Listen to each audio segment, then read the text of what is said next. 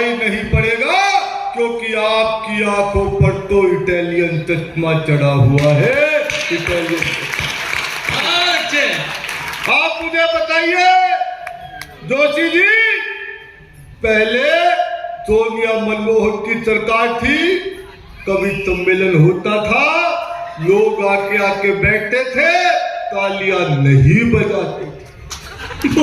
अब समय बदला, मोदी जी की सरकार है, कोई ताली अगर नहीं बजाता तो हमारा कवि उनके घर में घुस के कविता सुना के आता।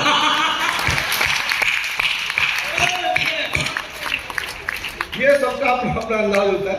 बहुत मन से आप लोगों ने मैं ये चाहता हूँ, हमारे आदरणीय गृह मंत्री जी अभी यूक्रेन ने सरेंडर किया है रूस के सामने। अच्छा, कर दिया? तो हाँ कर दिया, तो उस पर क्या बोलना चाहेंगे? अच्छा, अगर अमित शाह जी बोलते हैं अगर यूक्रेन में सरेंडर पे, तो अमित शाह जी बोलते हैं देखो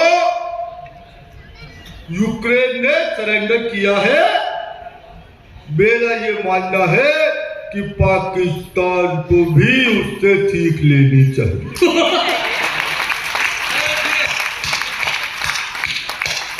क्योंकि पाकिस्तान को इससे सीख लेनी चाहिए, यूक्रेन से सीख ले, वरना भारत कभी भी रूठ सकता है। बहुत मन से पकड़ी भाई साहब, अपने बात मजा आ गया, आनंद आ गया। ये इनका समझ में नहीं आ रहा भाई साहब, कभी कांच की बोतल रखता है, प्लास्टिक की ले जाता है, फिर प्लास्टिक की ले जाता है, कांच की ले जाता है, क्या हो रहा है? कुछ नहीं, वो डिसाइड नहीं कर पा रहा है कि नीट बोतल ही रखनी है कि और भी कुछ। हाँ। और इसमें मजे की बात है, हर बार खाली पानी लाके कवियों को बेवकूफ बनाना। किसे पता नहीं, इतनी बोतल तो कभी खुद ही चढ़ा लेते हैं। देखो हाँ भाई, देखो ले गया ना कांच की बोतल, प्लास्टिक करके कांच की ले गया, कोई बात नहीं, चलता रहता। नहीं वो चलता रहता, तभी तो मैं कह रहा हूँ। हाँ, अमित शाह जी अगर यूक्रेन में भाषण देते, यूक्रेन को मैं एक सीख देना चाहता, अरे सीख में मजा आ जाए, बिल्कुल ताजा आइटम सुना रहा हूं, ताजा पंचलाइन 5 मिनट पुरानी, पीछे तक मुझे तालियां चाहिए। अमित शाह जी यूक्रेन को क्या सलाह देते जी? यूक्रेन वालों, आपको एक सलाह देता हूं, जब भी कभी तोप चलानी हो तो उसमें हेड एंड शोल्डर का शैम्पू डालना है। उसमें हेड एंड शोल्डर का शैम्पू डालना है, क्योंकि वो चुन चुन के रूसी भगा देता है।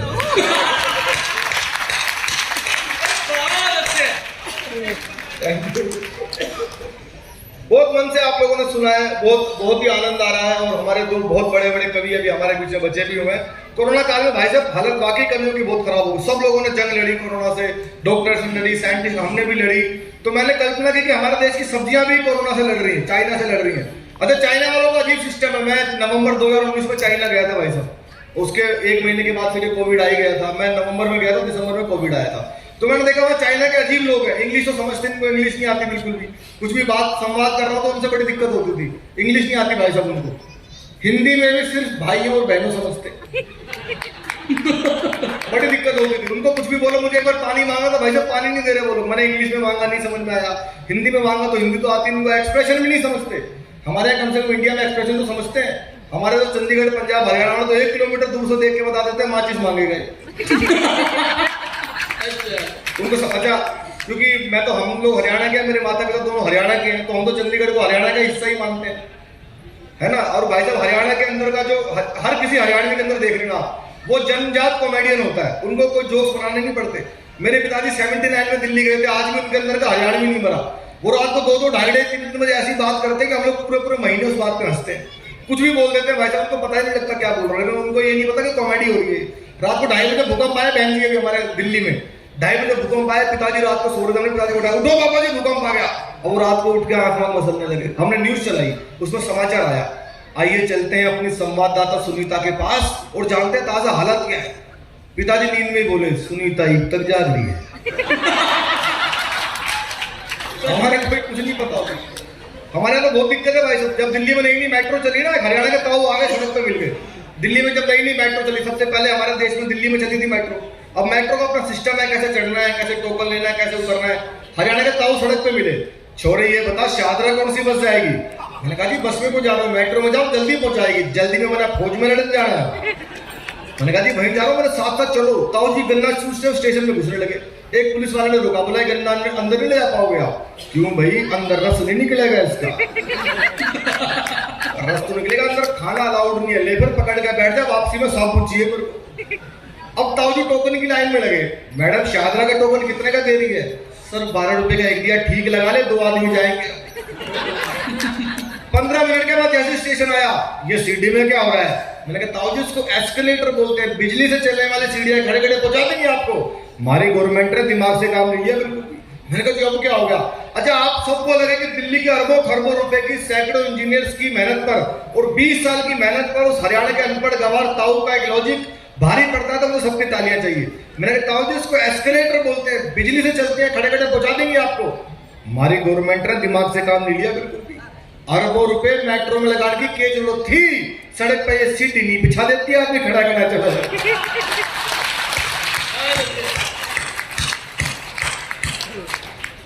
तो मैंने कल्पना की कि सब्जियां तक लड़ रही है चाइना से, हमारे देश में सब्जियां भी लड़ रही है। पल में बिगाड़ दूंगा पड़ोसी के सीन को, पल में बिगाड़ दूंगा पड़ोसी के सीन को, झटके 1000 दूंगा उस बुद्धिहीन को, मैं बदला लूंगा चाइना से कद्दू, यूं बोला मैं मार दूंगा मोमोज और चाउमीन। अच्छे एक छोटी कविता सुनाकर मैं अपना अंतिम स्थान लेता हूं, क्योंकि आपने कवि सम्मेलन कराया है, कवि सम्मेलन के लिए बुलाया है जी। मैं भी काफी हो गया, लोग बहुत आनंद ले रहे हैं। 2 अंतिम कवि हमारे बीच में है। एक कविता बहुत जिम्मेदारी के साथ सुनाता हूँ, चंडीगढ़ के बहुत ही प्रबुद्ध श्रोताओं के बीच में, बहुत महनीय श्रोताओं के बीच में, इलेक्ट्रॉनिक मीडिया के ऊपर। जो चीज आप सुनना, हम नेताओं की मिमिक्री करते हैं, पुलिस की बात करते हैं, अपने समाज की बात करते हैं। एक ऐसा विषय है मीडिया, इलेक्ट्रॉनिक मीडिया, जिसकी बहुत सारी खूबियां हैं। मीडिया ना होता तो शायद हमें बहुत चीजें पता ना चलती। और उसके अंदर कुछ लूप होल्स हैं, जिसका आनंद मैंने लिया है इस हास्य कविता के माध्यम से। आप लोग ठा के लगाना, बहुत गंभीर विषय पर मैं आपको हंसाने की कोशिश करता हूँ, हंसी हंसी में सारी बात कहने की कोशिश करता हूँ। बहुत हिम्मत वाली कविता है जी, हंसी हंसी में कहिए। आपको अच्छा लगे तो आप सबका आशीर्वाद चाहिए। स्वागत स्वागत। एक घटना कहीं घटती है भाई साहब, मीडिया वाले रगड़ते रगड़ते रगड़ते उसको बिल्कुल वहां तक ले जाते हैं जहां तक आप सोच भी नहीं सकते।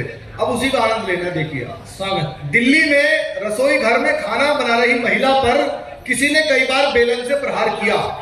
दिल्ली में रसोई घर में खाना बना रही महिला पर किसी ने कई बार बेलन से प्रहार किया और महिला को मृत्यु के घाट उतार दिया। ये घटना कहीं भी हो सकती है। अब अलग अलग मीडिया वाले कैसे बेच रहे हैं इसको। रसोई घर में खाना बना रही महिला पर किसी ने कई बार बेलन से प्रहार किया और महिला को मृत्यु के घाट उतार दिया। पुलिस ने शव का पोस्टमार्टम शुरू कराया और मीडिया ने खबर कहा। बहुत अच्छे। एक पंक्ति की कविता है इसमें। पुलिस ने शव का पोस्टमार्टम शुरू कराया और मीडिया ने खबर का। पहले चैनल पर खबर थी, क्या एक अदना सा बेलन किसी की जान ले सकता है? क्या प्रभु छोटे से बेलन में इतनी शक्ति दे सकता है? हमारे विशेष संवाददाता जांच के लिए इसकी तह तक जाएंगे और बेलन की सही शक्ति का पता लगाने के लिए कैमरामैन के सर पे आ जाएंगे। दूसरे चैनल पर एक रिपोर्टर खाली जमीन दिखाते हुए बोला, गौर से देखे इस जमीन को, ये कोई मामूली जमीन नहीं है। उस महिला की मौत की जड़ यही है। 500 साल पहले यहाँ था एक पेड़ जिसका बेहद मोटा तना था। जी हाँ, उसी तने की लकड़ी से वो खूनी बेलन बना था।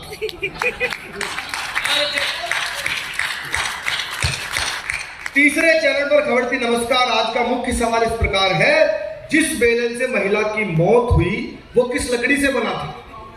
ए नीम, बी शीशम या सी कोई और?